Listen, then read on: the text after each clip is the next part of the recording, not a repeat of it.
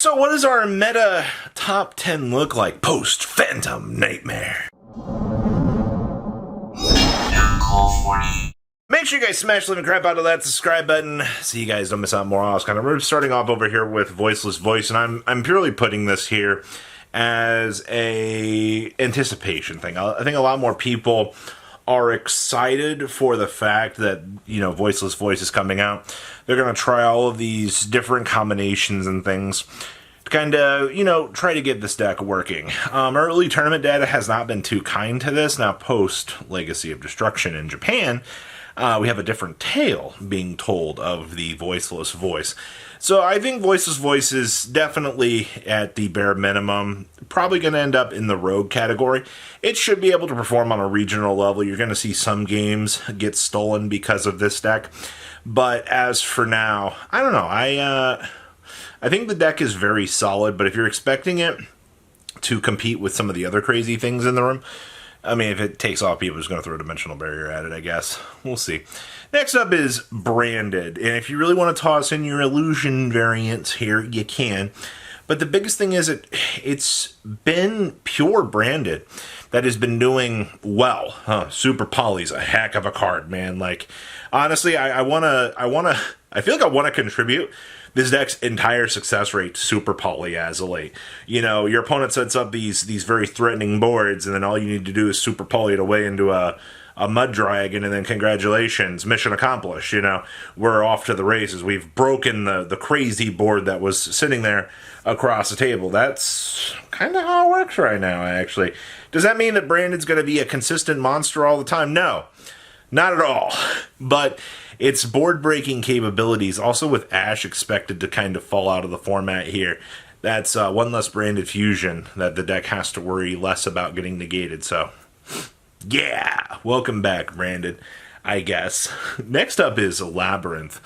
The Black Goat laughs, or the Creepy Goat laughs, or whatever it is. There's somebody's mask sitting there on the table, stalking you and laughing at you, and Labyrinth gets this very cool little negate / jam your opponent from being able to summon something threatening.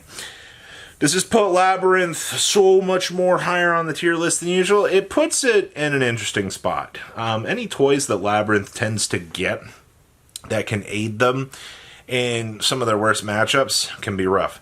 But, I mean, as we saw at YCSJ last year with Fire King versus Labyrinth, Skyburn to blow through their back row is just kind of insane. Like, the deck does have issues, and a lot of people are going to take their time to realize that, but we'll see. I do think the Labyrinth will remain a steady contender because of the amount of people that don't want to play Fire.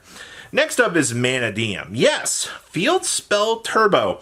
I'm still leaving it in the top 10. I don't really think it falls off. I mean, we're already sitting at, number 7 on the top expected chart here. If, Droll Lockbird starts to fall out of the format, or, other innovations come along because, Snake Eye is being this really weird deck that doesn't really give two craps about things, I think that Manadium just gets a huge free pass. Also, Manadium's end board isn't really too threatening. What is it, like 4 negates? And a lot of decks can, weirdly enough, kind of push through that right now. So I am kind of curious to see Manadium's evolution going on into this next format, especially for the crazy gas that the deck feels like it tends to have in a lot of these games. Like, you blink and Manadium's just somewhere over there with a full board. Alright, and then we're going to put Purely here. Purely has struggled so hard, and especially if you don't see, I think a lot of your fields right now are tending to end on, a draw 1, draw 2, if you're lucky. The deck's just not really in the place that it used to be. I mean, okay, so the deck has always been end on nor pass, but you really can't do that right now. So you've seen people trying to splash the deck with Sprite to kind of give the deck a little bit more oomph for its end board. And I'm not saying that that's not exactly the best approach to go about things right now. It's just, I don't know, it's still a very good deck. It still bullies a lot of the rogue out there, and a lot more people are straying away from side decking heralds. And, you know, as more and more people tend to side less for it, it tends to do a little bit better. Next up is the best gosh darn mid-range control deck that this game has ever had, aka Kashtira. A lot of people believe going into this next format that Cash is the pick. Alright, and Fenrir is a heck of a card, man. Fenrir control options, control your opponents, you know, and then just explode OTK them on the next turn. That is the Kashtira experience. Now, will you be able to do that every single game? Absolutely not. But a lot of the resources that this deck tends to make up, especially on a localized level, is a monster. Now, Cash does have its own problems. I've watched this deck brick on some of the worst hands it possibly can, but Shifter does carry a lot in these formats. So, I'm going to say this. I think that Cash is a very strong meta pick. If you want a good anti-meta control deck for this format, I would consider that. Next up is Flunder. Speaking of anti-meta, speaking of Dimension Shifter, speaking of Harpy's Featherstorm, you know what allows a deck to not give two craps about a format? Harpy's Featherstorm. Yes. Flunder right now is the free pass, and I watched this thing tear through the Kong's Cards tournament to get second place. And Harpy's Featherstorm is such a disgusting card. Duelist actually opted to main deck triple of them. Alright, 3 of those ignorant cards. And you know what? It doesn't matter how good the best deck in the room is, or the better 3.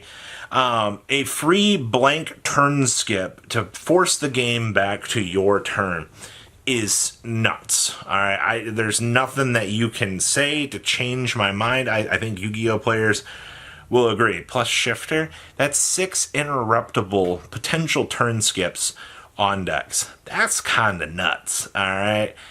So, good luck on that. Next up, I'm leaving Rescue Ace at number 3. I do think that the set 4 from Rescue Ace is still very strong. I'm also not really sure if we're going to see the TCG try to continue to play the variant the pack was messing around with, the combination build of Fire Kings and Rescue Ace. I suppose it is highly possible that we do see the birth of a new style of deck.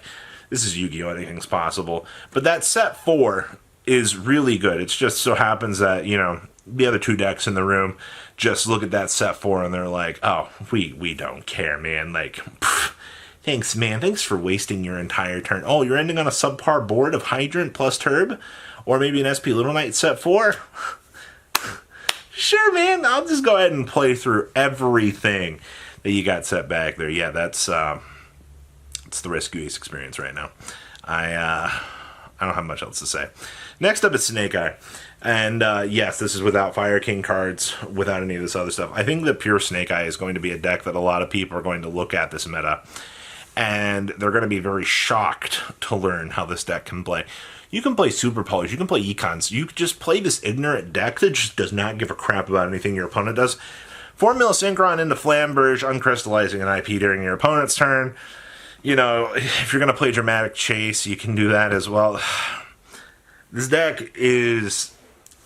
the end boards are scarier than I feel like Fire King can set up.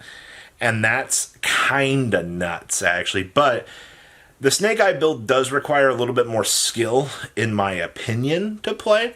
And a lot more people don't really want to play Snake Eyes when you could play Fire King. And that's understandable. You know what I mean? Like, you kind of pick your poison in the Fire Nation for what you want to play. And number 1 I'm going to put is Fire Kings. The reason why I have Fire King over Snake Eyes. Snake Eye requires more skill to play. Fire King a little bit less. It's just...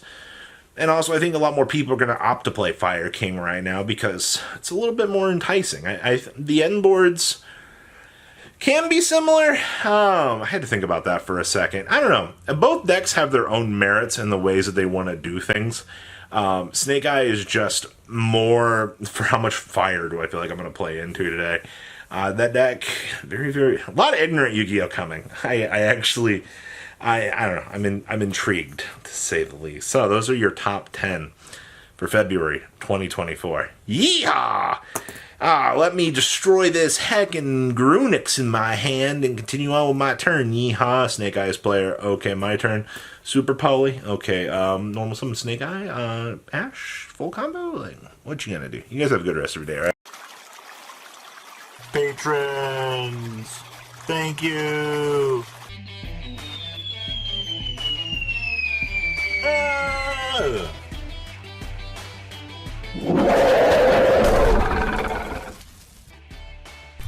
Thank you so much for watching. Check out these other videos.